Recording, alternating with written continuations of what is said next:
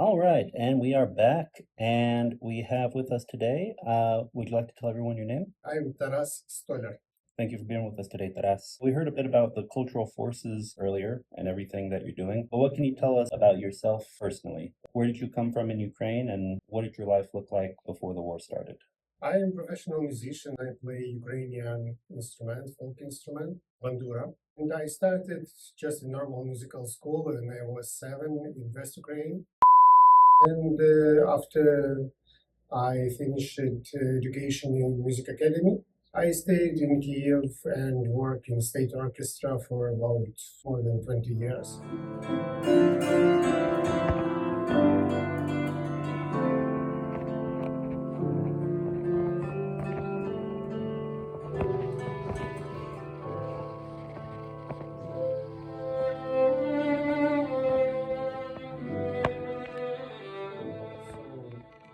It's my job. It's my full time. Yeah. It's really interesting. Just this full scale invasion start. Exactly on that day, I had a rehearsal with symphonic orchestra. It must be very cool project with Ukrainian music, and the bandura plays solo with symphonic orchestra and choir. I was so excited about it, but we declined everything, and even when I stood before the house to get to army, I called guys and asked if maybe rehearsal will be or not, Right. because I was afraid I need to be there, but it was no music that day. Yeah. You mentioned a cultural instrument, the bandura. For anyone watching who is not from Ukraine, who may not know the instrument, can you describe it? Actually, it's a string instrument. To say, I think it's a type of harp, but from ages it was mostly a type of lute with this year's 67. So yes, you can do in your way, and but it's not only instrument for Ukrainians. It's something special. It's a part of our culture. It's a part of our history. It's a part of Ukraine, and even in normal work in orchestra, it was not about only music. It was about culture and about to be honored about of your instrument, of your state, of your country. It's very powerful thing. Cultural instruments from around the world, but I've heard the bandura, and it is very beautiful. You play it very beautifully. It's all about that.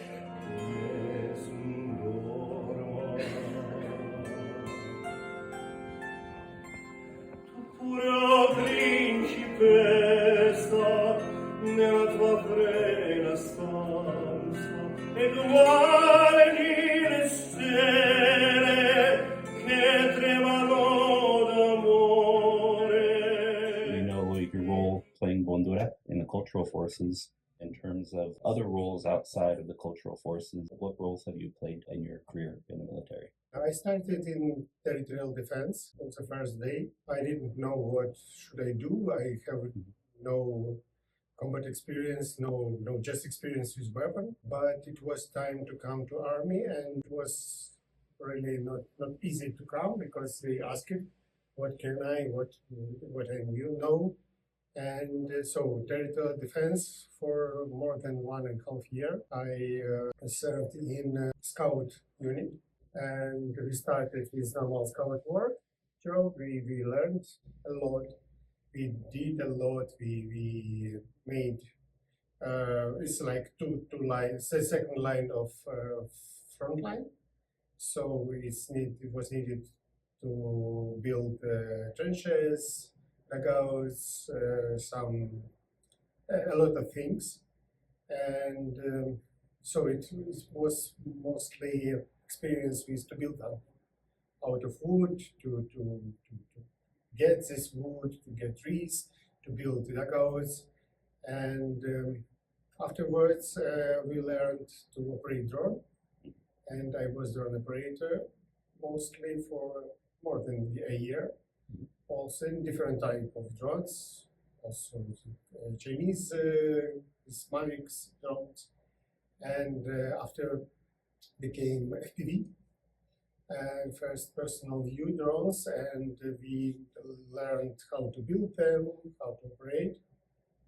Also little planes, we used for reconnaissance, so it was a lot of hours to learn how to operate. Going back to the topic of culture, because you are the cultural forces, what is one thing you want people to understand about Ukrainian culture? One thing foreigners maybe don't know. I think it's a lot of our culture is not known here. The problem is our guys, our poets, our writers, our composers, they were talking from Ukraine if they were really good.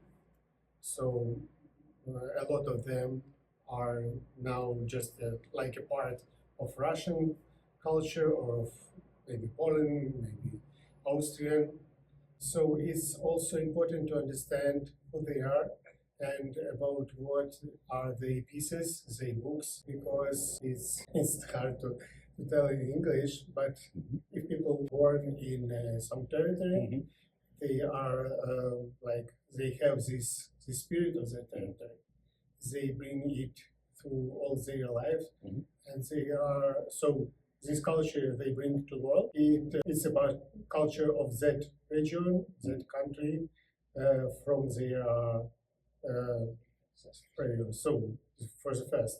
So we need now, and we do it. We everywhere we're trying to explain people who these writers or poets or composers are, and a lot of very good, well-known composers and writers are Ukrainian. Even here in the United States, we are proud of some people. They are Americans, but we know they are Ukrainians. Also, there is a lot of very interesting things. Also, is our now, for example, Taras Shevchenko is the best Ukrainian writer and painter, and he was too modern for his time. So expressionism in his painters and works, and also different types of painting. It came later, but it is in his picture and also in his books. Yes, and so it's a big, really big culture, and even in bandura playing, it's very big culture. I don't think we know even in Ukraine a lot of it, but now it comes and it comes everywhere. So I hope we will bring it for our people and for all the world. Okay, perfect. Well, thank you very much. And I guess last thing I'll ask right quick is there any message you'd like to leave for everyone listening today to this message? You know, war is terrible, really terrible thing. I think we can imagine and we can through go. And I would like people understand the price of everything values, everything life we have before, and that this life with no war, it costs our it needs our efforts. It doesn't gives us for nothing. Yeah, we need to do a lot of things to have normal life. Yeah, absolutely. And I hope we will do everywhere. Everybody of us will do right things to have really right life. Well, thank you for being here. Thank you for coming to Texas, and Slava Ukraini.